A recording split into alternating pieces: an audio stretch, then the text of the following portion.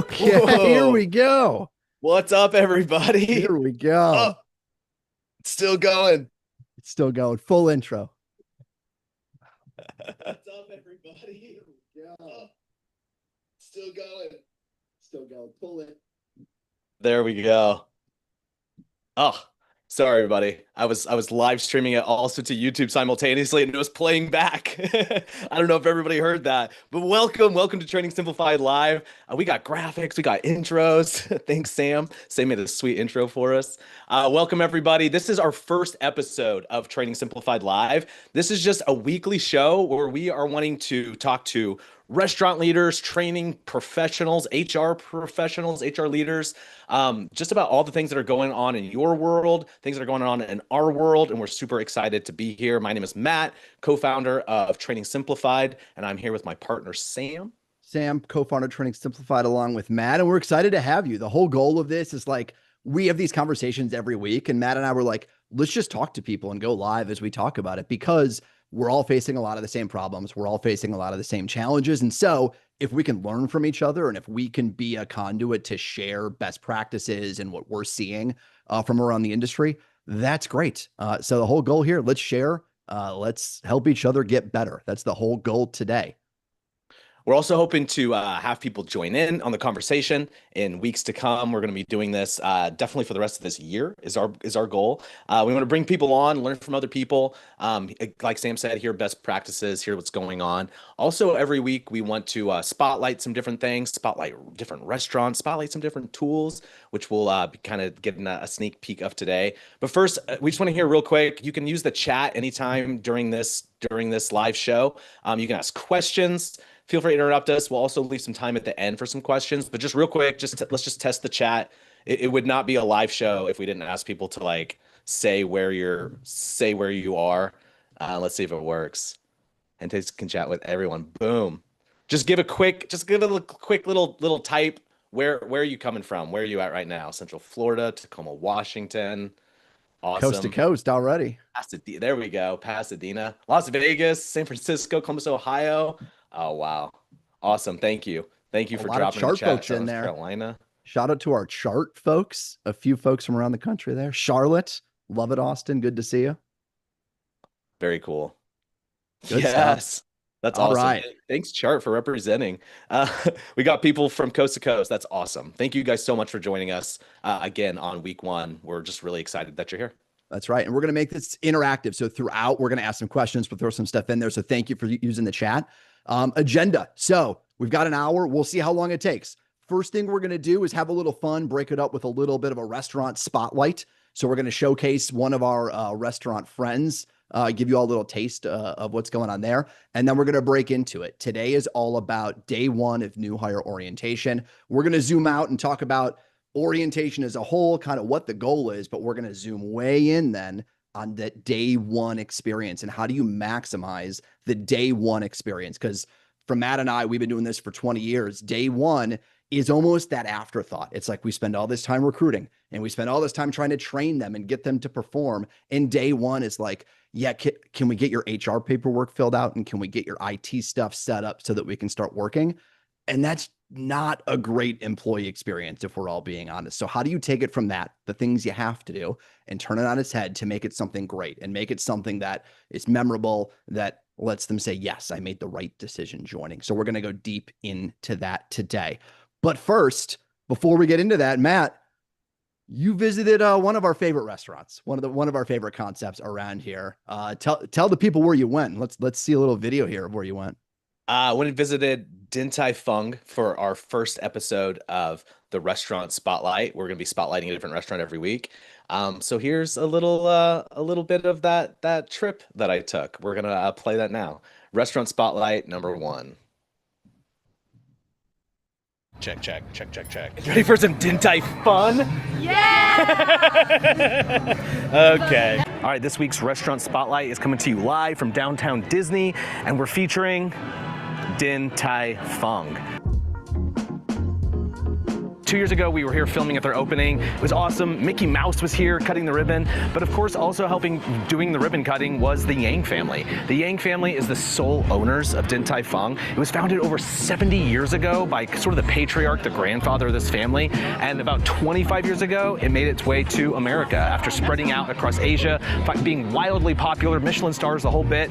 And 25 years ago, it started right here in Southern California, and it's spread to nearly 20 locations now across North America. And it's currently being run by the grandsons of the founder, who is in Taiwan, Albert and Aaron Yang, and they're carrying on this legacy, this family tradition. So here's the thing, there's always a line out the door like this. It's hard to get a reservation because this place is popular. And there's a reason why. Let's go in, let's find out.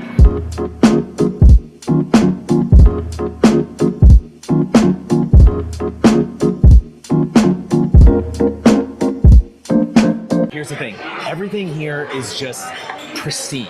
Their commitment to excellence is next level.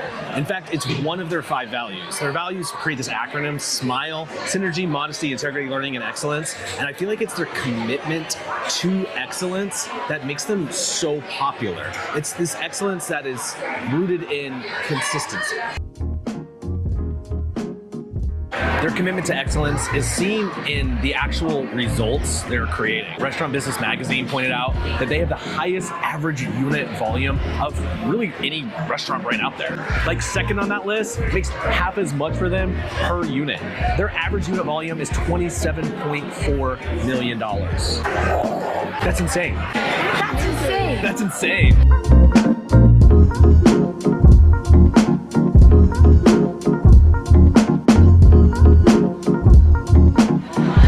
So their commitment to excellence is also seen in the xiaolong bao, which is their signature dish. Every single xiaolong bao is made by hand right here in the dumpling room, and it consists of 18 folds, and it's the same consistent recipe that was used 70 years ago. It's just... You made him laugh, you ruined it. You know, I've heard like Albert, their CEO, say many times, like, the example of that is like, they're never gonna make like a cheeseburger dumpling. They're gonna stick with that same recipe that their grandfather used 70 years ago. They're gonna stay committed to that heritage. They're gonna stay committed to their mission and their purpose. This commitment to excellence is really what makes them next level.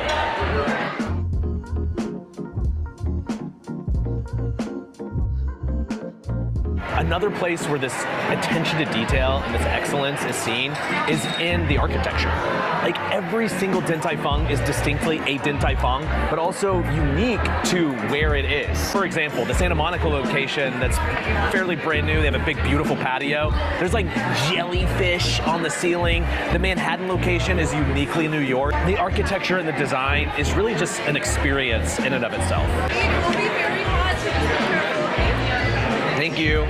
So this chocolate mochi dessert that you dip in the sea salt cream, like, is something that was like sort of a menu hack. It went viral on TikTok. Like the sea salt cream was like, I think for the boba, and people were just ordering on the side and dipping the chocolate mochi dumplings in them. And then it was so popular that they added it to menu, which is just cool. She took 2. Everyone can have 1.5.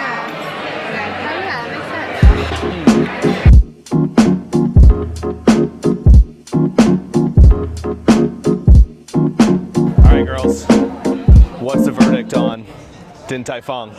The food was so good, and the service was 10 out of 10. 10 out of 10, slay. Good. You heard it right here. done. Slay, Matt. Slay. Slay. That's how I describe it too. Shout out to my daughters for helping with that. My favorite part was them arguing over the mochis because there's never like the right amount. So we had to order more at the end for everyone to be able to get 2, so we didn't have to split. I feel like they count how many people are on the table and they give you 1 less than that. Just so you got to get that second All order right, in. man. That's how they get you.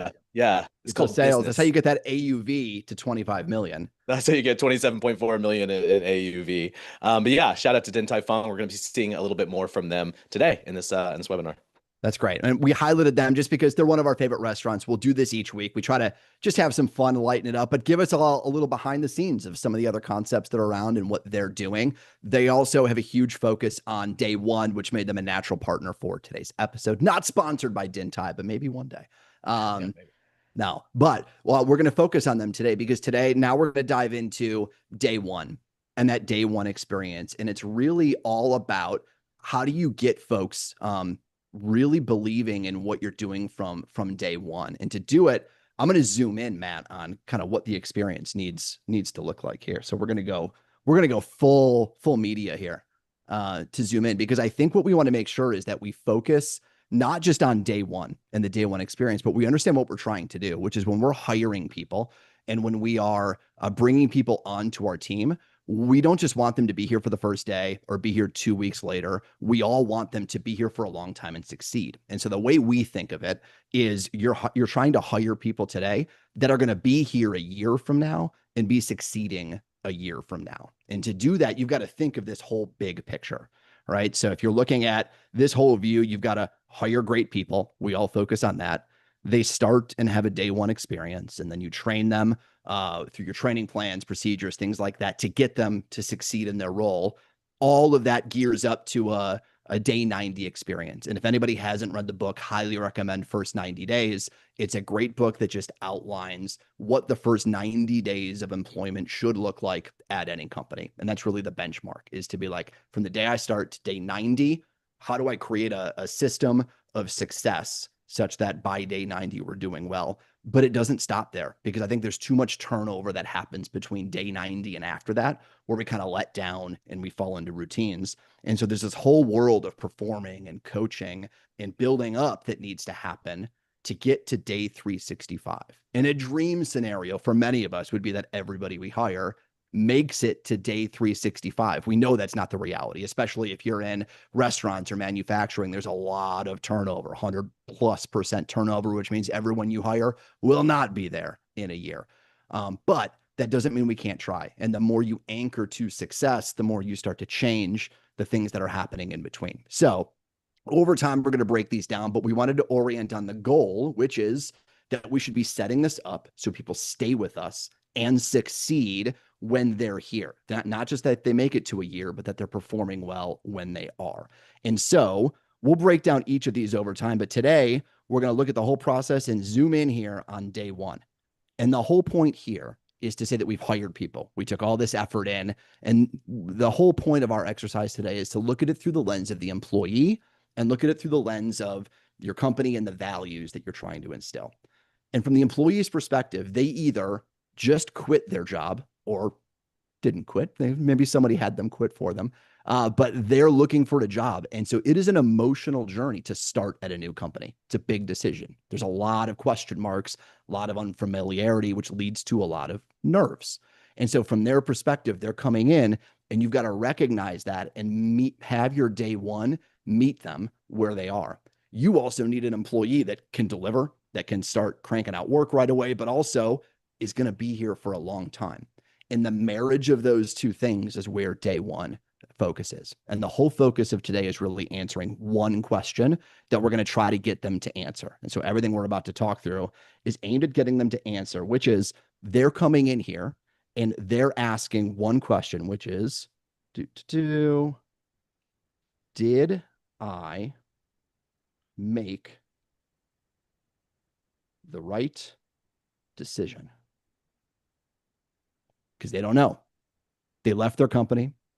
They made a big leap to come here. They're starting a new job. They're nervous. And everything they're asking on that first day is, did I make the right decision? Is what they told me in the interview process true about the culture, the values, what came to life?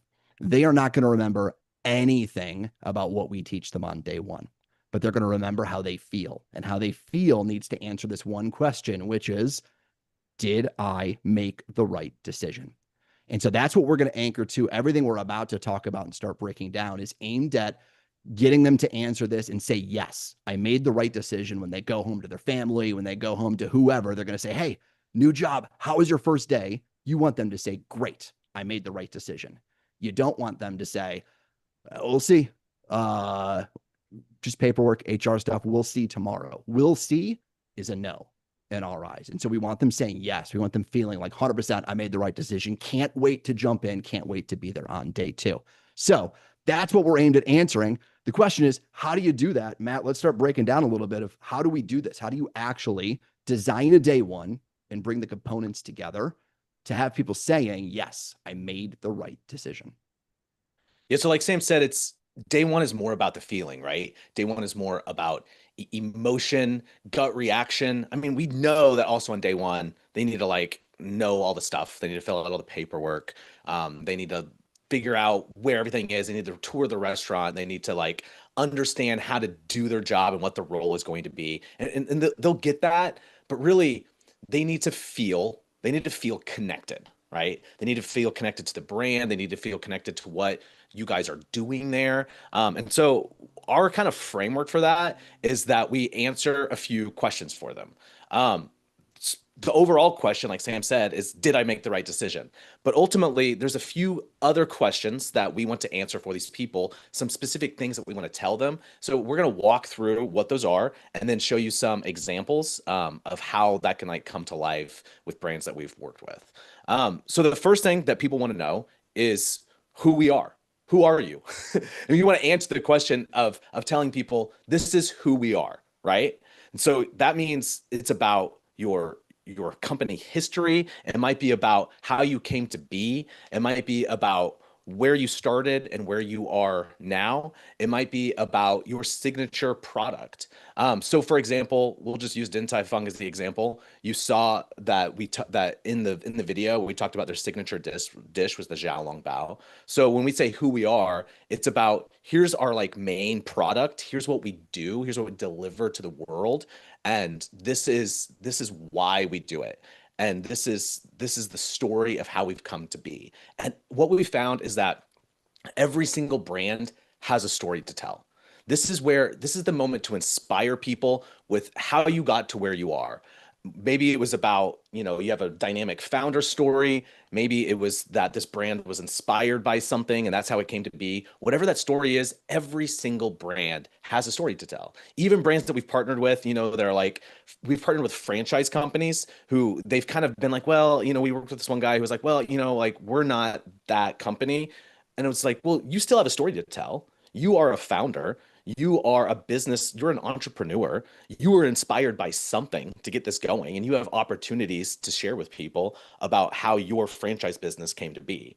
So we've partnered with a variety of brands to tell their story about how they came to be and who they are, and sort of the history of that company. So people want to know who you are, meaning what you do, what inspires you, what your story is, but also what is your mission and purpose. This is kind of like table stakes, right? On day one, you want to lay out what your mission, what your purpose is as a brand. And you want every single person to be able to know what that is and to not just like see it on the wall, but to communicate it to them in an inspiring way, whether that be through a story, ideally through the voice of maybe the founder, maybe the leadership, maybe the employees. But we want to instill into people an understanding of what the mission and purpose is and why that is our mission and purpose, why we are who we are.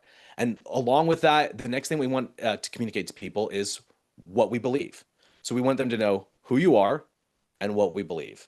This is kind of a crossover, right, with mission and purpose, but it's also about values. This is the time to just lay it out there and say, this is what makes us unique. These are the values of our company. This is more than just something that we put on the wall. This is something that we live out.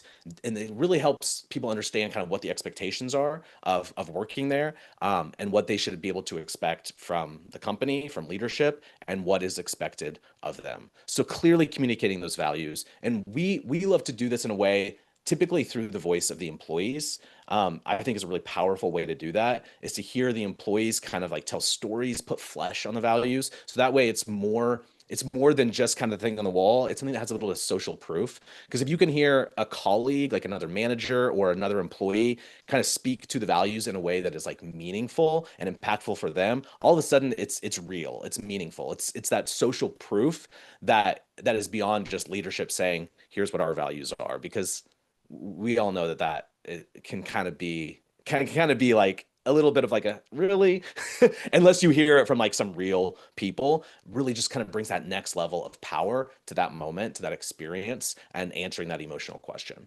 So people want to know who you are, what you believe. But the third thing that we want to tell people, that we want to answer for people, is where can you go, or what's in it for you, right? So telling people on day one what's in it for you typically looks like career path, and benefits. All right. So that means on day one, you want that new hire to understand that they have opportunities here.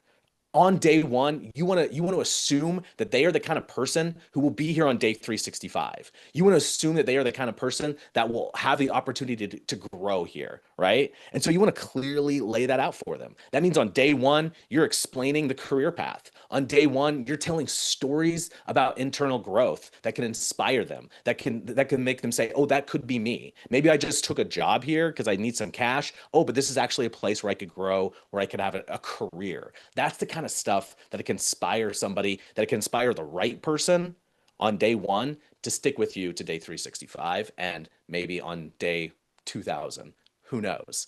Also, clearly laying out the benefits. I mean, this is like just the obvious thing that you would also do on day one, but really highlighting them in a way that's like, hey, this is what we offer you. This is something unique, highlighting people's benefits in a way that says like, we care about you, we value you, this is what you get here. It's sort of it's an employee value proposition, right? And really kind of highlighting some of those heavy hitting benefits that maybe make your brand unique. That's the time to do this right now and answering this question, what's in it for you? The last thing is really the expectations, right? So people want to know who you are, what you believe, what's in it for them, and really just clearly laying out expectations. And now this is sort of like just the whole like, here's what we expect. Here's compliance, behavior, all that kind of stuff. Yes, that can go into here, but also here's what we expect from you when you work here. We expect these certain behaviors. We expect these certain types of person to be successful here. It kind of answers the question, what will it take to be successful here? When we say, what are the expectations? But also what you can expect from us as the leadership of this brand, as your manager, whatever it might be. Here's what you can expect from us. It might be about having a respectful workplace. It might be about, hey, if you have an issue and you come to us, this is how we will respond. This is how we'll react, and making this repeatable and scalable and something that people can repeat to every single new hire that is clear across the board. So this is what we want to answer for new hires on day one. And these are the kind of things that we feel like lead to that inspirational experience, right? Answering these questions. But there's a variety of different ways that you can deliver this. So now we're going to kind of talk about how do you deliver this information? If you need to tell people who you are, what you believe, what's in it for them, and what to expect, we're going to look at some different ways that we could answer these questions for people. That's right. Because I'm sure a lot of you are like, yes, we do that. I've got that down. The trick, though, and I underlined it as we went through, is how do you bring out the story in history? How do you bring it to life in a way that's not like in 1974, we started this and two guys did this. And then in 1976, they discussed, like, no one's listening to that. No one's remembering that because there's no story there. That's just a linear timeline of events. And so the goal here isn't to just relay the events or just relay the values. It's to bring it to life in a story. And the way that you bring it to life, there's only two ways to do it. And so in the chat, I'd love to hear how you do it between these two ways. And maybe it's a mix, but you can either do it in person. You've got a person telling the story. And so you might have a GM or an onboarding person in HR up in front of the room telling the story of the brand. And maybe they've got slides behind them. Or if you're in a restaurant, you've got like one of these, which is just like a flip chart, basically the old school slide deck. If you don't have a computer, you've got a piece of paper that's a flip chart with slides, but it's driven by a person and you're relying on that human to bring the story to life. The other way is using media, video, ways to bring it to life, e-learning courses where you're trying to bring the story to life using media. And so I'm curious in the chat, just which do you leverage when you do this? Are you using in person and relying on a person? Are you relying on media? Or is it some combination of the two to bring it to life? As we go through, I'd love to see it as you drop that in. As we go through today, we're going to be showing you a mix because every company setup is different. And so we don't want to over-index on one. We firmly believe it is much more scalable and reliable to not rely on a human to drive 100% of the story. As much as we love our HR people or we love GMs in a restaurant, not all of them are great storytellers. It's hard to bring that story to life and connect emotionally. And so in our world, it's usually some combination is what we aim for, where there's a human element of it, but it's humans supported by media. And so the way that we do it is we present a slide deck. Here we go. I got some coming in video, but needs to be updated. 100%, Michelle. Video is tough because it needs to be updated. Combinations, a lot all in person, right? So when you're in person, we rely on something like this. If you don't have, if you have a slide deck behind you or computers, that's great. Not everybody has that, but it's the slides with notes on the background. And so this is the guiding of the day. We're going to talk about our journey. We're going to talk about who our leadership team is. And you've got somebody in a restaurant using things like this with notes on the back. PowerPoint or Google Slides is the same thing, right? It's a slide deck with notes of what we need to say, driven by humans. We're going to walk through now the framework Matt just talked about. We're going to start with a little bit. Maybe we'll bring up an example, Matt, of the height video, the welcome to the company. You're here. What would be on, I guess, the opening, like as you open up orientation, think about your in-person experience, but it's the like, welcome to this brand. Welcome to orientation. You're here. If you've got a great, highly energetic person, that's fantastic. If not, here's how some other brands bring it to life. This is an example from Chaji, I believe. Hey, welcome to Chaji. We are so excited that you've joined us for this journey. You might already know a few things about us, like we're huge around the globe. And by huge, I mean huge. That we're obsessed with tea. I mean, cha literally means tea. Cha. To better understand our story, though, we have to go back to 2017 to Yunnan, China, when our founder, or Jay, opened the first Chaji. Jay grew up on the streets with no education, and his rise from unimaginable hardship to become one of the most visionary entrepreneurs in Asia's tea industry is a story of grit and entrepreneurial spirit. What began as a means of survival for him became a passion and eventually a purpose. You see, Jay saw tea not just as a beverage, but as a daily ritual that could bring people together. But to really understand our story, you have to go back even further. No, further, as in thousands of years ago. But get this, still in Yunnan, China, because Yunnan isn't just the birthplace of Chaji, it's the birthplace of tea itself. Tea became a global phenomenon when it started being imported from Yunnan along the Tea Horse Road. Oh hey, that's the road on our cups. An ancient trade route that brought goods, and specifically tea, across Asia. Chaji's arrival in North America carries that spirit forward. And now you are a part of a cultural journey that began centuries ago. You All right. We're not going to play full videos. That was the longest one we're going to play. We'll just do clips from here on out. But good to see it, of like, you're trying to get people to understand that the company they work for is from where tea is from, in a way that brings it to life visually, with music, with the voice, all of that. And it looks like a lot of you are using media to tell those stories. To Michelle's point, Matt, it's tough to talk about the things that are changing frequently in video because you've got to stay on top of it. Telling the history of the company, though, super easy in video because hopefully the history is not changing too much. We don't like to rewrite history too much around here. Right. I think sometimes it gets, I mean, we all know that like when leadership changes, that gets tricky, that gets weird. You know, when like you're featuring certain leaders, and we've definitely dealt with that. You know, where it's like, oh, do we have to scrub so-and-so now? Yeah, that's definitely a thing, but yeah. Yep. And that's where you saw in that video, we try to do it where it's like pictures and animations versus a video or like live interviews. We save the live interviews for the things that change frequently and the things that change, but you can use animations or caricatures or things like that. If you're worried about it changing too much, those are much easier to swap out and update than humans in stories. All right. We talked about bringing the product to life. And so once you get the welcome to the company, you get things going. Let's talk a little bit about how to bring the product to life, because I feel like all of us are serving some kind of a product. For in restaurants, it's pretty tactical that it's like we're serving pizzas or tea or pancakes or something like that. But we're trying to get the point across of the experience that we're trying to create. And they'll get a lot of this in person, but this is where Matt let's bring back some Din Tai and talk through a little bit, because I think they do this as good as anybody, which is why we featured them today, around the care of that Xiaolong Bao that we saw you eating in high def in 4K. But they care so much about that product that it's hard to convey it without actually hearing the founders or the grandsons tell the story. It was hard to get that across without capturing them talking about it.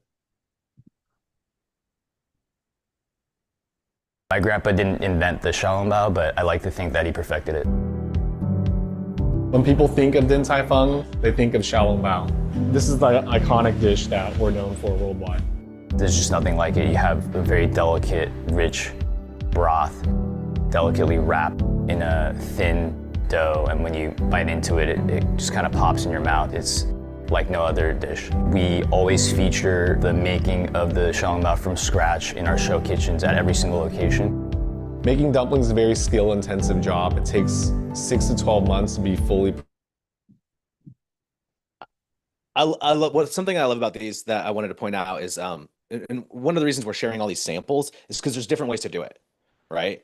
There's different ways to tell stories to produce content. Like that first one that we showed, the hype video, was like animation and voiceover and was fast and was like fun. That was, like Sam pointed out, it was from the mouth of the CEOs. It was from the mouth of the family that owns this company. And so it was more kind of this documentary style of letting leadership tell the story themselves. And so there's just a lot of different ways that you can kind of approach this storytelling when you use media. And I think it's one of those things, we talked about leadership changes. A lot of leaders want to get their message across, but it's obviously for a lot of us, we're multi-unit, or you've got thousands of employees. Even if you're one headquarters location, your CEO can't come into every orientation.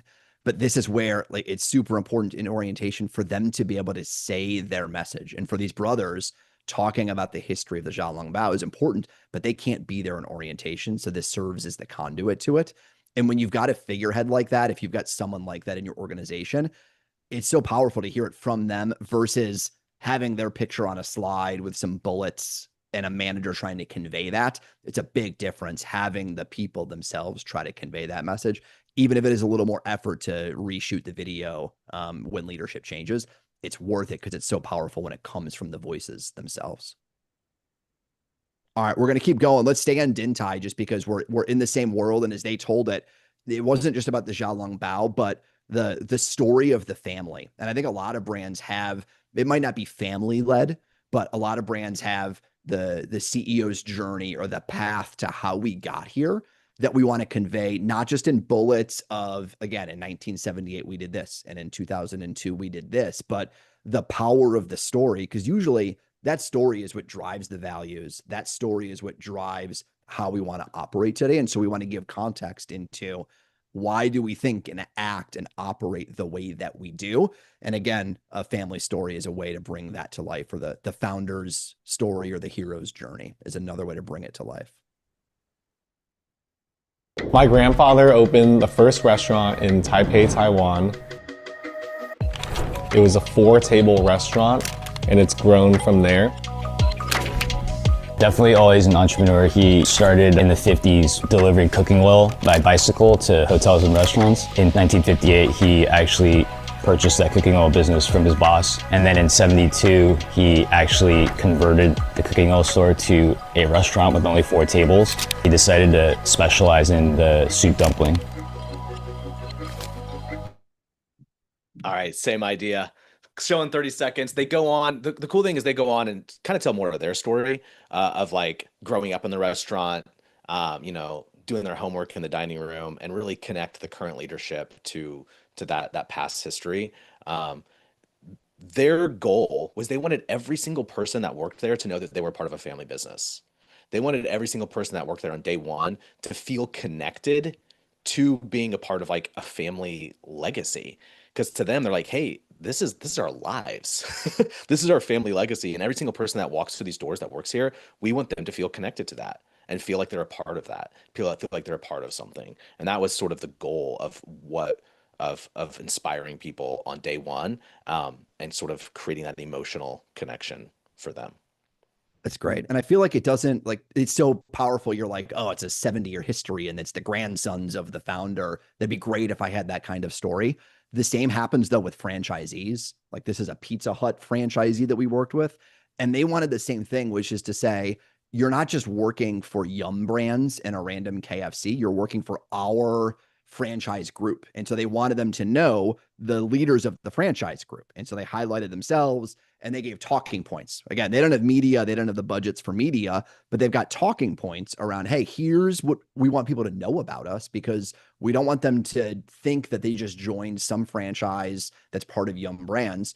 They joined our franchise group, and our franchise group is going to do things differently to invest in people and care about them. And so we want them to know who we are. And so you may not think you've got a story like that, where if you don't have a 70-year-old co-founder's grandson, but if you've got a franchise group, there's a story there. Back to what Matt was saying in the beginning. The trick is, how do you get that story out and how do you find that story? It happens even in Yum Brand franchisees as well. Let's keep it going now. We talked about the mission and like, okay, so we know where we've come from. We know where we've been. How do you bring to life the vision? Again, challenging, as we've talked about in the challenge, in the comments around video is tough to keep up to date, but it's also super powerful when you do it. So here's one more video example of the mission and the path forward.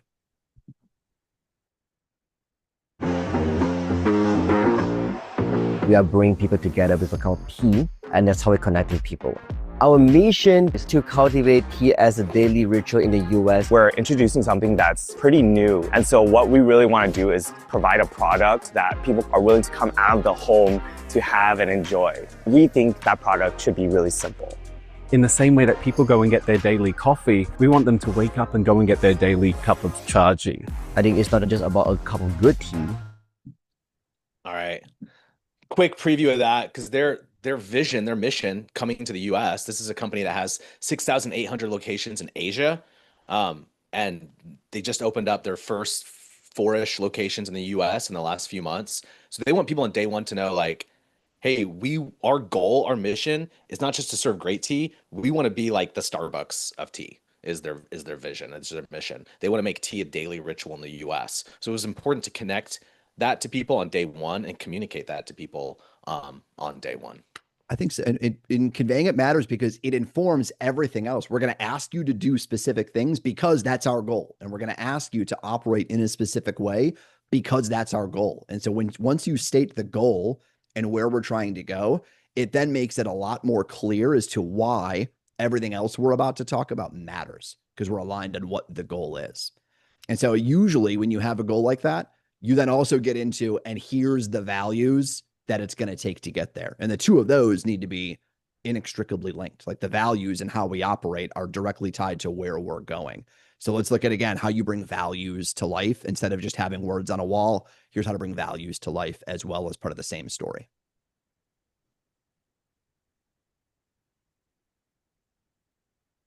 Oh, I was so close to being on top of every single So close until this one, because I lost it. There we go.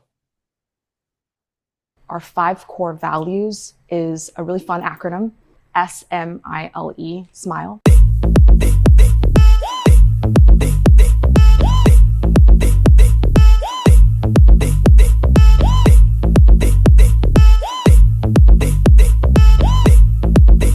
Our values are our lifeblood. They are our common language amongst everyone in the organization, and they really are about who we stand for, how we will work together. All right, quick hit on values. But again, we incorporated employees, and I think I said this on the top. So what was kind of in that series that people would hear is like a little snippet, kind of a little explanation of each of these values, kind of bringing it to life, putting flesh on them through stories of employees.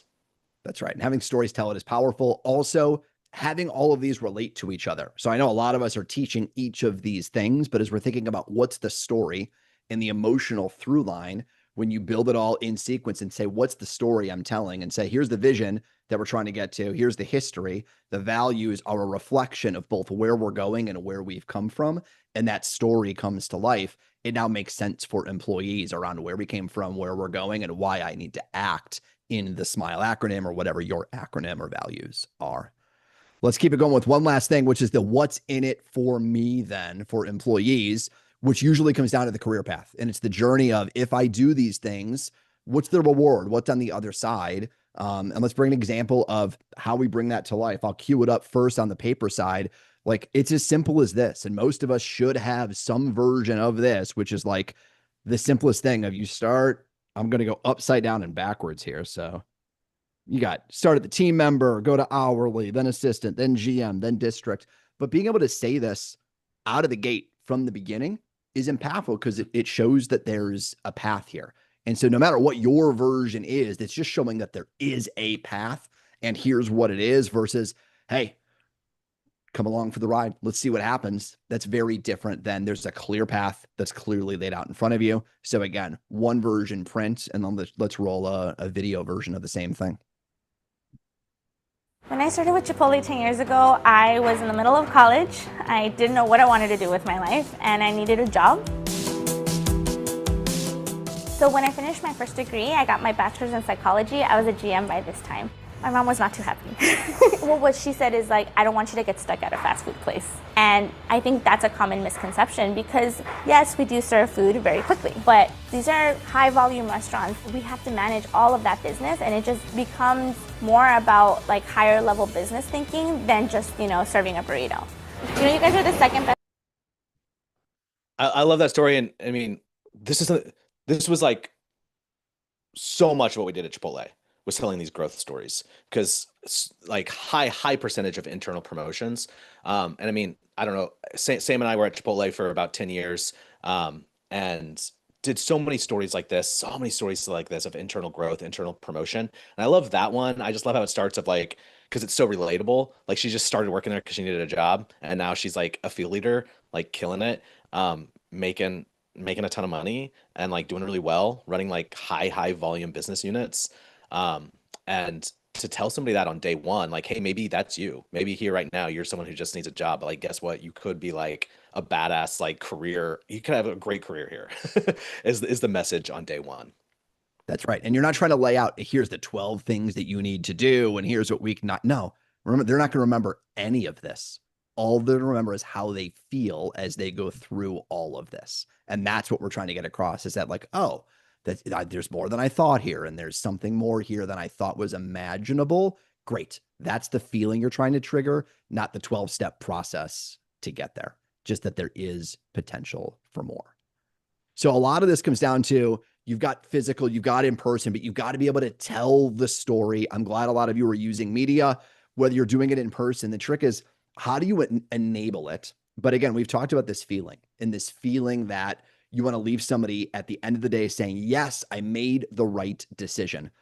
We've also talked to them about how they're not going to remember almost any of this. Like, maybe they'll remember some of it, but they're not going to remember for a lot of these things. So we also like to leave people with a little memento to end the day with something a little bit more ceremonial than just like, cool, thanks, here's your swag bag, see you tomorrow, let's roll.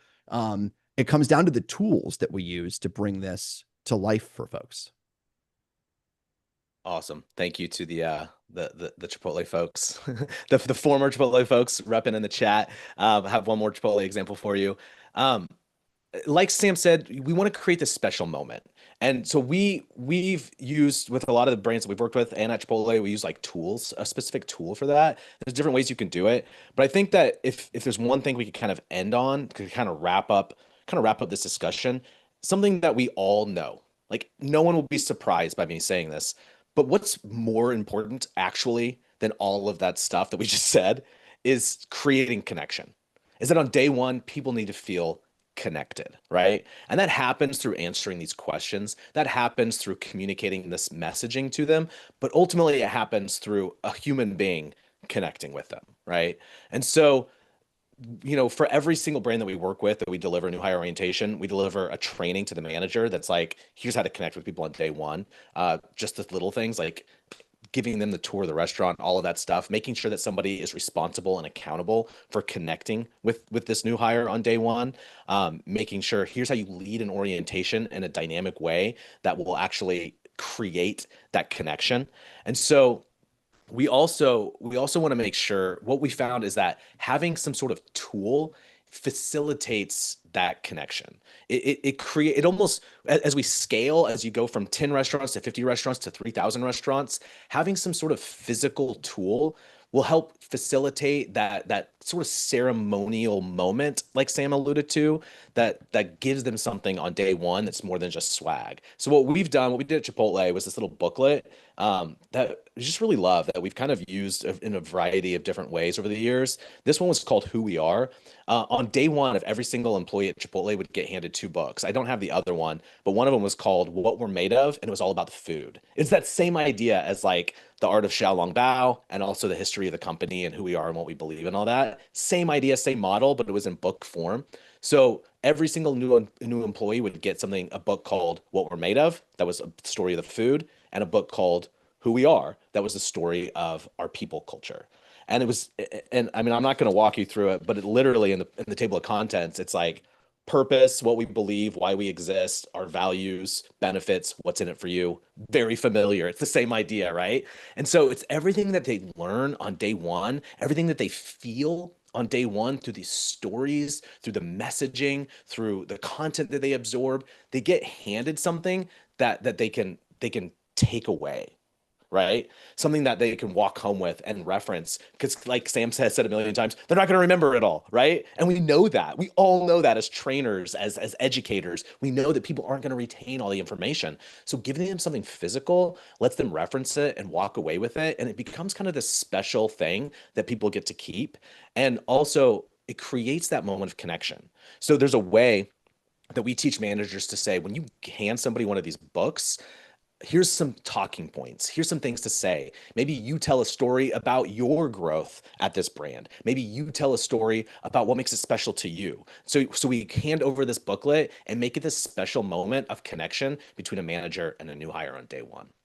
The big difference there is, like, if you think through what most companies do, and I've been guilty of this because I've done, I think I was counting as we were preparing for this, and I've built 10 different orientations for 10 different companies. And so, like, early on, guilty of this, of you usually get a handbook that's the policies of the things you can't do, and you usually get some swag, like you get a pen, you get a sweatshirt, you get a thing.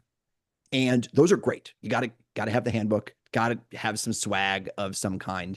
But usually, like, the swag is out on your desk or your table or waiting for you before you get there. So it's not ceremonial. It's kind of like a thing that you get just for showing up that day. Somebody prepped it because it was easier to prep it in advance. What we're talking about is creating something very different than handing the handbook of the do's and the don'ts and giving then somebody a swag bag, which you're already giving. This is about walking them away with the culture and the stories that you want them to remember, because this is the thing they're going to read. Unfortunately, as much as we all want them to, they're not reading the handbook ever when they go home. This is the thing you want them to read. And so it's also created in a very digestible, easy to read way, knowing that, like, we don't expect people to read novels here. They're not reading a 20-page dissertation on culture. It's picture heavy. It's a few words. It's very simple to digest, but it leaves them with that feeling and that ceremony that's around, like, we're here for more. And again, all of that emotional connection gets them ready for the phase 2 of this, which is like, now we got to get them into training. And we don't want to just start talking about what the company is and where we're going and what we need you to do here if you're not emotionally invested in what we're doing. And so the whole goal of the ceremony is to say, let's leave you here. Let's leave you at this point, so that when you come back and when you start training, you're now more emotionally invested in what it is we're trying to do here. So now you're going to listen a little bit closer. You're going to understand why I'm asking you to do things in a specific way. You're more bought into the training versus let's just get your paperwork and your IT stuff settled so that we can get you working as fast as possible. That's transactional. They're not bought into the human element and the human connection of what you're trying to do. So all of this sets you up to make the training, even more impactful, because now they're bought in and now they realize that there's more at stake here than just following a set of procedures. Awesome. So that is our take on creating a dynamic day one experience for new hires. We know that if we want people to be here on day 365, that you got to get them bought in on day one. We want to inspire people. Like, this is their lives. This is what people are spending their lives doing, right? And we want to honor that. And honoring that on day one means communicating to them why we think it's important that they're here and why it matters. And really helping them answer that question, did I make the right decision? We just wanted to open it up for kind of the last 10 minutes. If there's any questions, if anybody has any questions in the chat, feel free to throw them in there. We would love to even hear if there's anybody that wants to share something about what you've done. Anybody wants to add to the conversation. Yes, Michelle, thank you. Absolutely. Building emotional connection to the brand is key. Day one, inspiration. And yes, Kathleen, different languages. Yeah, that's the key with making some of these things simply. I think the tools are there to enable the success of all of this stuff. And it's how do you set employees up with the right stories so that they can enter training the right way, but it's also setting your managers up with the right tools. So media is a tool for whoever's leading orientation to do it better. We mentioned, as Matt was talking, I shared this a little bit, but I'll share it as you all are typing in the chat or dropping questions. Tools like this are for a manager to understand exactly what they need to do this the right way. So you can't just tell them deliver a great orientation, but it's everything in this Pizza Hut goes in the pizza box. It's got all your paperwork ready to go. You've got the swag, but it lays out very specifically how to do this well for a manager. So not just tools for employees to walk away, but tools for managers to really understand, like, how do we tell the story of the brand? Here's a course that explains exactly how to do that for you. So again, all of this is to set up whoever's delivering the orientation to create that connection and have all the tools they need, and then have the tools at their disposal, whether it's a slide deck or a flip chart or videos or that ceremonial takeaway. It's about creating something that's more than just a handbook and getting IT and HR paperwork set up, and more than just flipping through these things and reading the history, reading the things, but bringing a story to life and telling a story out of all of the same elements that we're using today. Well, next week we're gonna keep this this train rolling. Like we said, this is a show. I mean, you saw we had an intro. We did an intro. So yeah, we're gonna keep this rolling. Next week we're gonna kind of dive into that next block. Sam brought up this journey for an employee. Next, we're going to dive into training, what great training looks like, training program, training system. We're going to kind of dive into that world, and we would love for everyone to join us again. And we're going to be featuring some different people. We're going to be bringing on some different panelists as we go, and showing different examples. And we would love for everyone to continue to join us. We're going to be doing it every single week at the exact same time. So you could just have lunch with us every Wednesday if you'd like, and we would love to host you. So that's right. Thank you, everybody. If there's no further questions, we really appreciate everybody taking the time to join us, and we'll see you next week. That's right. Thanks all.